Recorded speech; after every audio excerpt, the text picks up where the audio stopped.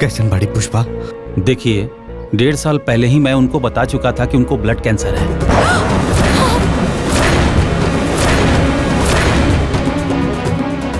और उनका condition last stage तक पहुंच चुका है।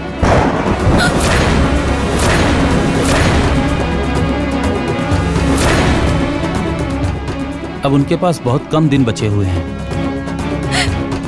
इसलिए उनको घर ले जाइए, खुश रखिए। परिवार में जितने दिन रहेंगे उनके लिए उतना ही अच्छा होगा।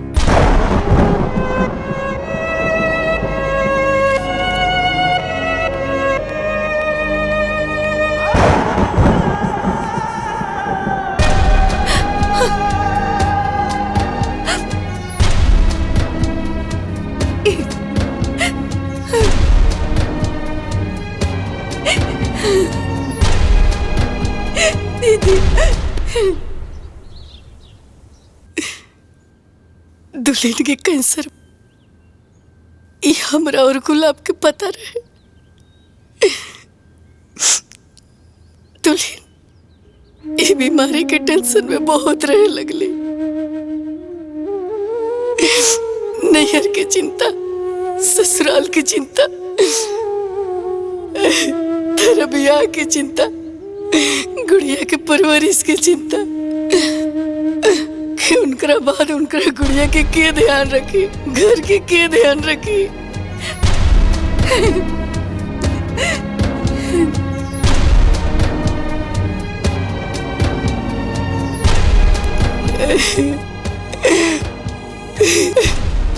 और उनका मन में ही सब चलत रहे, लेकिन हमरे से कह ना पावत रही।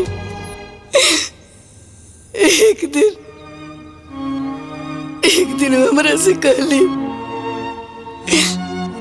कि बाजी हम चाहते नहीं कि हमारी बहन की शादी सतीश से कर दिया जाओ,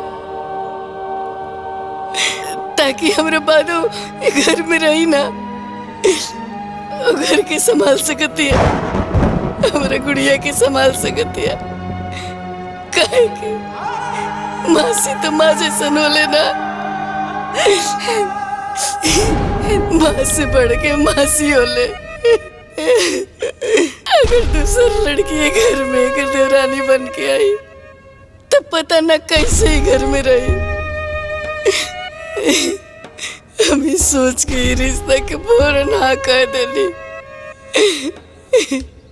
कि दुल्हन के गैला के बाद गुड़िया के माई की कमी महसूस ना हो।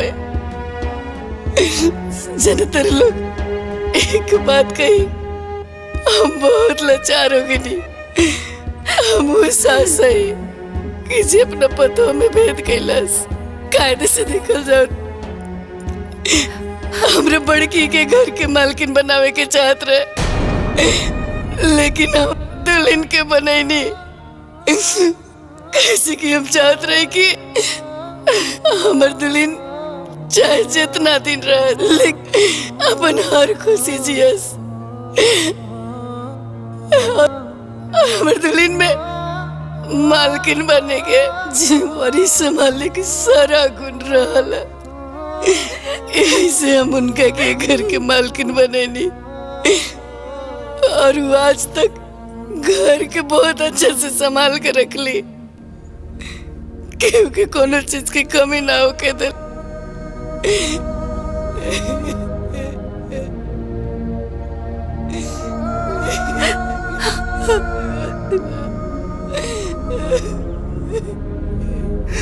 ना माई, चुप हो जा।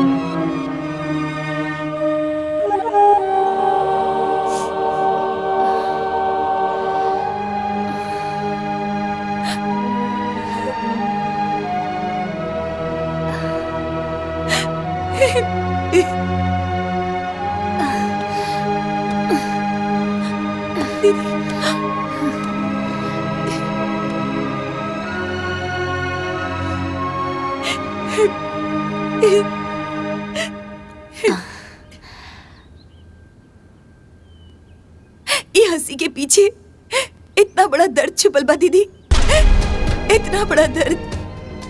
तू तो हमसे हर बात बतावेलू, तो फिर ये राज हमसे काहे छुपावलू दीदी, काहे? सुगंधा, तू तो अपना दीदी के बचपन से जाने लू ना। वो अपन सुख सबके साथ बांटेली, लेकिन अपन दुख ना। हमारी बीमारी कैंसर हम तोरा के बाबूजी से माई से हे खातिर ना बताऊनी कि कहीं तू लोग बहुत परेशान ना हो जाओ। दीदी तू कितना महान बाड़ू, तू कितना महान बाड़ू दीदी। हम तो छोट बहन होके भी हम तोरा के इतना उल्टा सीधा बोल देनी, तोरा साथे जबान लड़ौनी, हम तोरा के का कह देली दीदी।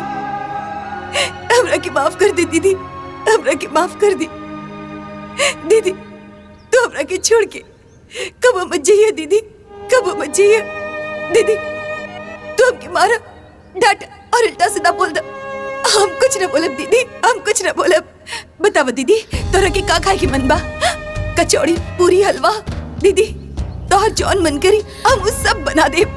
बस दीदी तू एक बार बोला, तोहर का मन बा? ए दीदी, तू हमरा से नाराज नहीं खुना? बहन, जब दिल में कोनो नाराजगी ही ना बा तब माफी कैसन?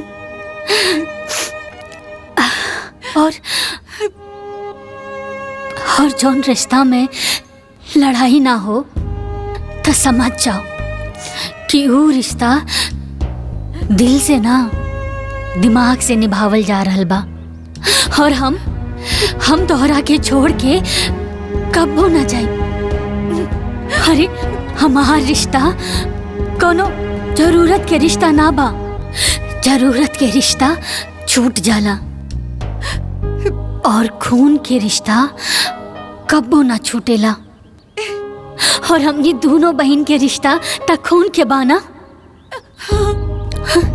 खून के।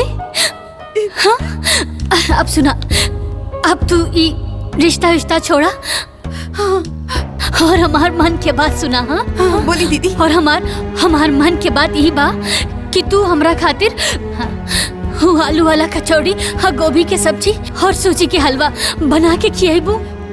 हाँ बना दा, बनाइबू ना?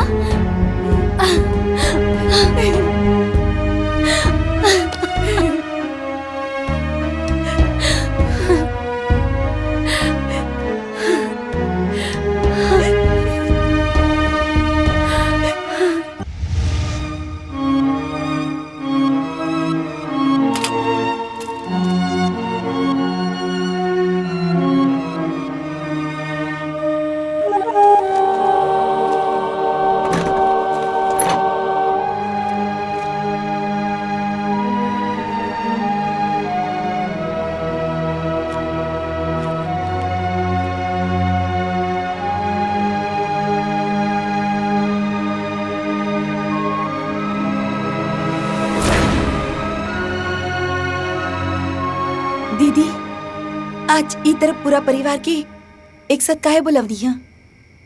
हमरा के तो कुछो नहीं के पता।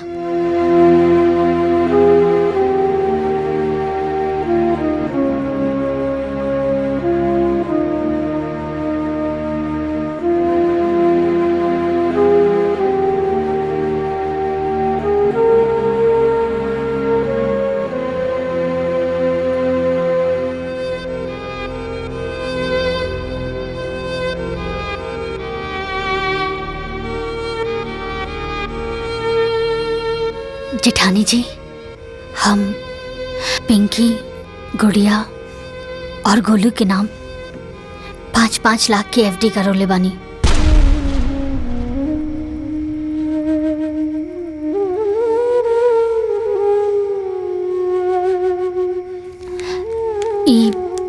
पढ़े के पेपर हा, रवा संभाल के रखी।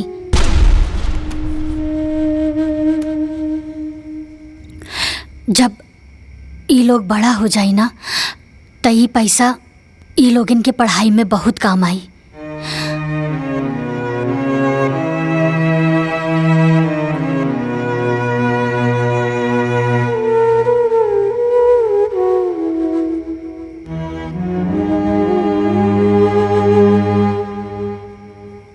सुगंधा, हम तोहरा से कहले रहनी ना कि समय अइला पर हम तोहरा के पाई पाई के हिसाब दे। ये जौन एफडी के प्रीमियम बा ना, वो हम देवर जी और जेठ जी के खेती के कमाई से ही भर ले बानी। ई पूरा घर चलावे खातिर हम पाई पाई जुड़नी। अरे कबो 100 रुपया 50 रुपया खातिर लड़ भी गई नी। कभी अपना पति से तो कभी तू दोनों लोगन से। तब जाके इतना बड़ा रकम इकट्ठा भई।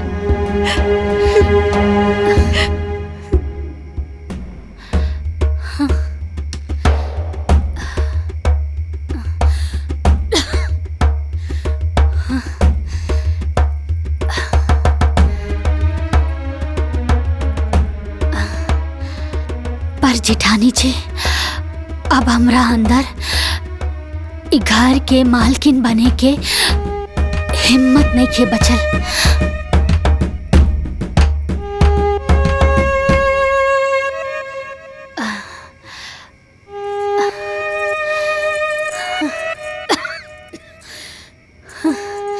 अभी घर के मालकिन की जिम्मेदारी रहुए संभाली जेठानी जी, रहुए संभाली।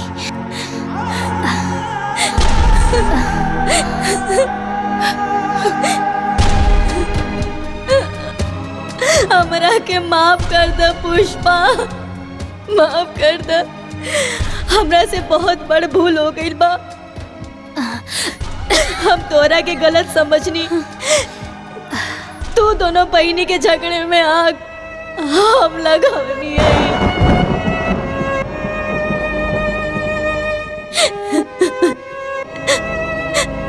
काहे से हम सोचत रही कि तू बस अपने बारे में सोचेलू, बाकी आज जवन तू इस सब के लिए कैले बाड़ू। अगर हमार सग बहन भी होगी ना तो कबो ऐसा ना करी, कबो ना करे। अरे जेठानी जी, जेठानी जी संभालिए अपने आप के। वैसे भी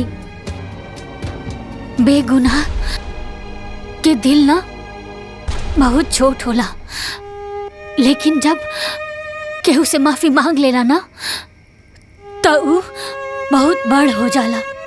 और राउर आँखी के आंसू ये बता रहल बा कि राउर मन में अब कौनो मैल नहीं खे। रउआ के माफी मांगला के कौनो जरूरत नहीं खे, कौनो जरूरत नहीं खे।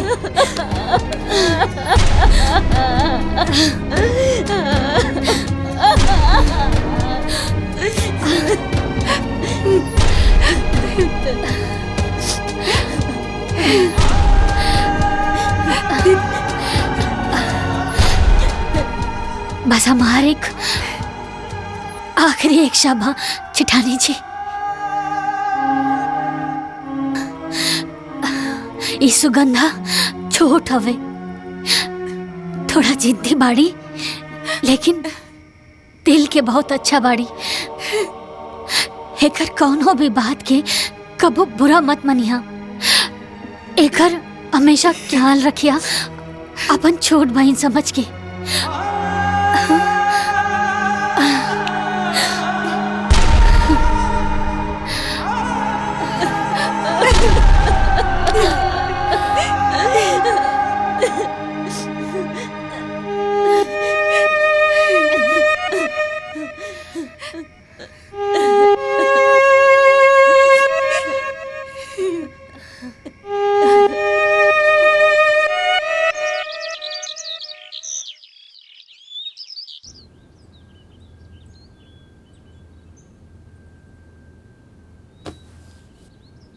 दीदी उठी ना दीदी, देखी ना आज तोहरे पसंद के नाश्ता बनावले बानी।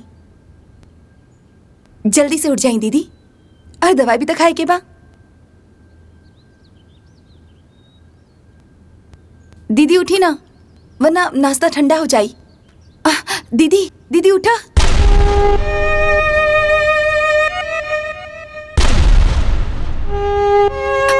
दीदी दीदी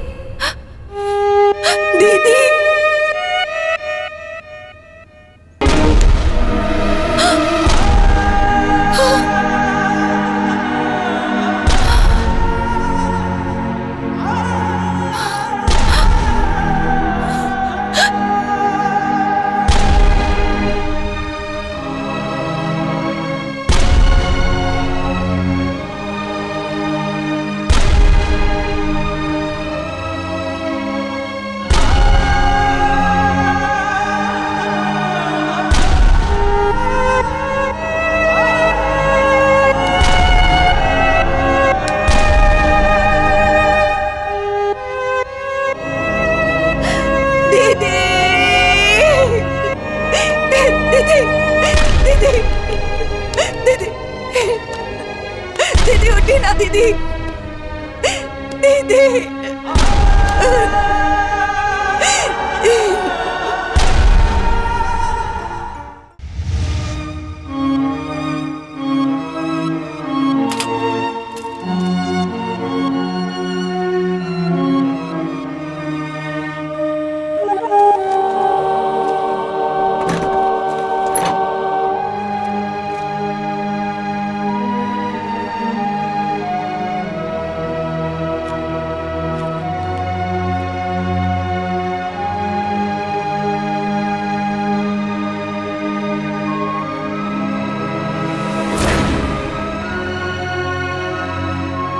दीदी आज ई तरफ पूरा परिवार के एक साथ काहे बुलवली है?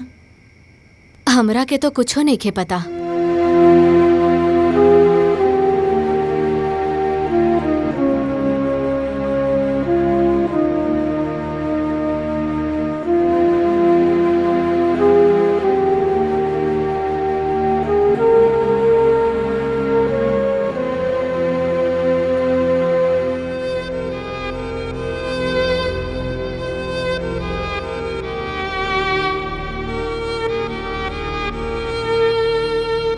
जेठानी जी, हम पिंकी, गुड़िया और गोलू के नाम 5-5 लाख की एफडी करोले बानी।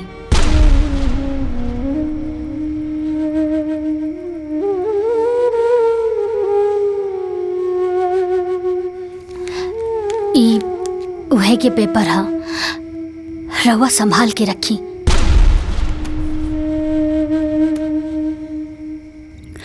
जब ई लोग बड़ा हो जाई ना, त ई पैसा ई लोग इनके पढ़ाई में बहुत काम आई।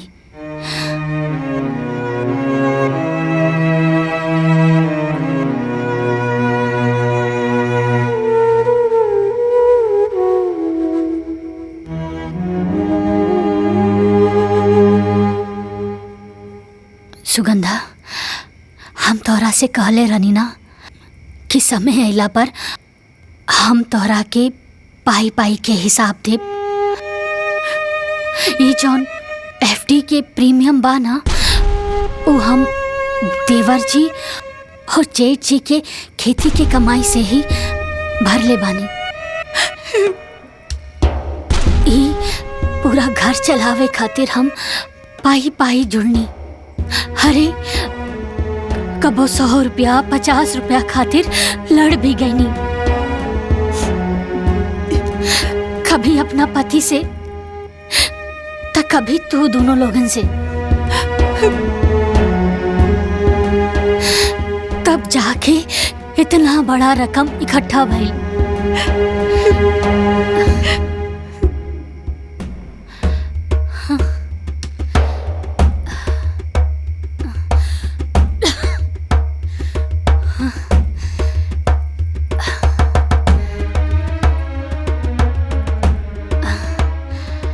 पर जेठानी जी, अब हमरा अंदर इ घर के मालकिन बने के हिम्मत नहीं के बचल।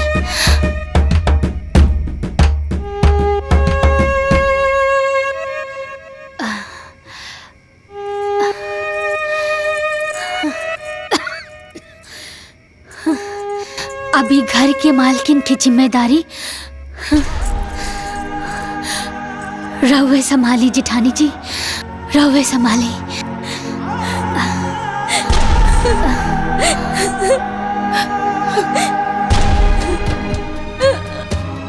हमरा के माफ कर दे पुष्पा, माफ कर दे।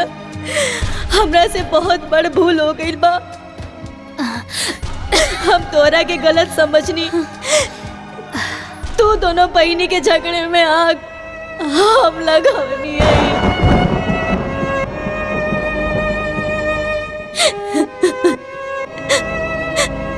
काहे से हम सोचत रही कि तू बस अपने बारे में सोचेलू,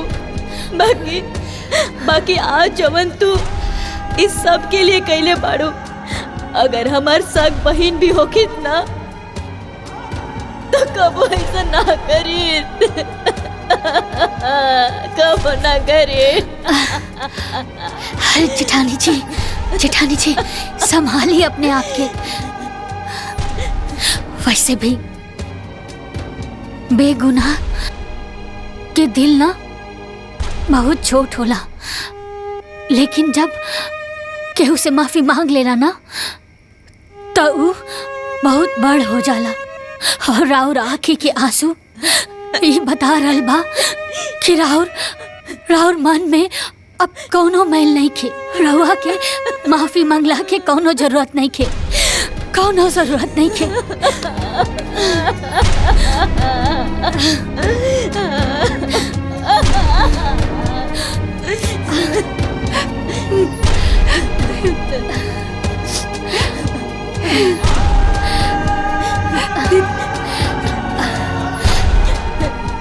बस हमारे आखिरी एक शब्द जेठानी जी,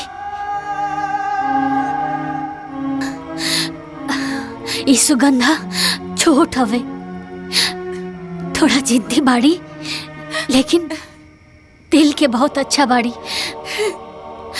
एकर कौनो भी बात के कबो बुरा मत मनिया।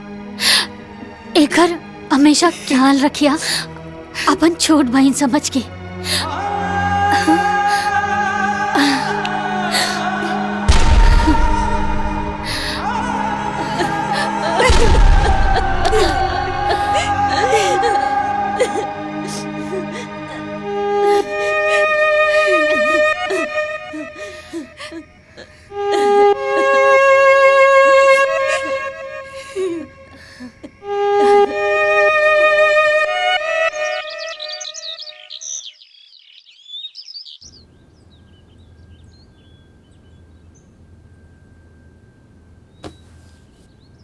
दीदी उठी ना दीदी, देखी ना आज तोहरे पसंद के नाश्ता बनावले बानी।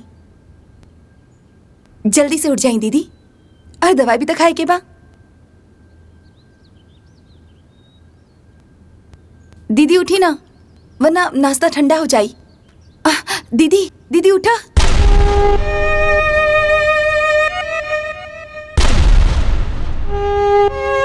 दीदी दीदी दीदी